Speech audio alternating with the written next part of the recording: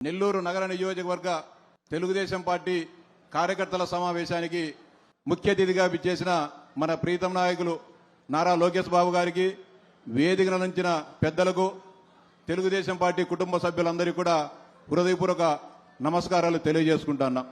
అధికారం వచ్చిన తొలి రోజు నుంచే ప్రజలందరికీ కూడా నిరంతరం, ప్రజలకు అదేవిధంగా పార్టీ కార్యకర్తలందరికీ కూడా నిరంతరం అందుబాటులో ఉన్న వ్యక్తి ఒక లోకేష్ బాబు గారు మాత్రమే.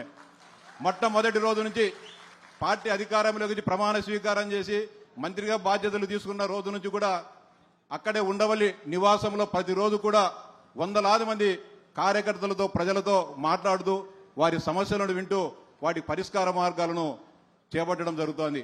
అంతేకాకుండా అక్కడికి వచ్చేవారు కాకుండా నియోజకవర్గాల్లో పార్టీ స్థితిగతులను పరిశీలించాలి, కార్యకర్తల మనోభావాలు ఏ విధంగా ఉన్నాయి, వారు ఏ విధమైన సమస్యలు ఎదుర్కొంటున్నారని చెప్పి వారందరితో ప్రత్యక్షంగా కలిసి మాట్లాడి మన బాధలు, మన ఇబ్బందులను కూడా విని వాటిని పరిష్కరించేదానికి మన ముందుకు బాబు గారు రావడం జరిగింది.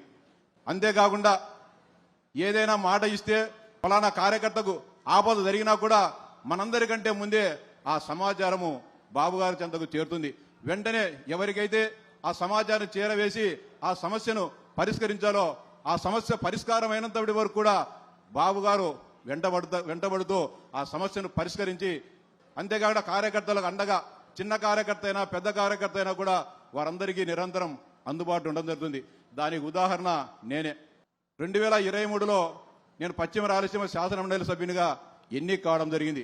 నా భుజం తట్టి నేనుండా అని చెప్పి నన్ను ముందుకు పంపించడం జరిగింది. ఒక సామాన్య కుటుంబంలో నుంచి వచ్చిన నన్ను ప్రోత్సహించి ముందుకు తీసుకుపోవడం జరిగింది. మంత్రి గారు కానీ లోకేష్ బాబు గారి నిరంతరం వెంట ఉండి ఒక సామాన్య కార్యకర్తను నన్ను శాసన మండలికి పంపించిన ఘనత లోకేష్ బాబు గారిది. అంటే ఒకరిని నమ్మితే దానికి ఎందాకైనా దానివల్ల నష్టం వచ్చినా, కష్టం వచ్చినా, మంచి జరిగినా, చెడ్డ జరిగినా కూడా దాని ఆరం భారం మోసే వ్యక్తి ఎవరైనా ఉన్నారంటే లోకేష్ బాబు గారనే.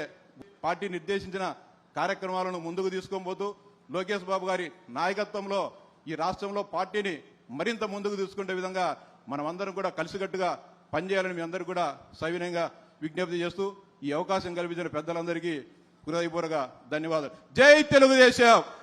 చంద్రబాబు నాయుడు గారి నాయకత్వం, లోకేష్ బాబు గారి నాయకత్వం, లోకేష్ బాబు గారి నాయకత్వం. జై హింద్.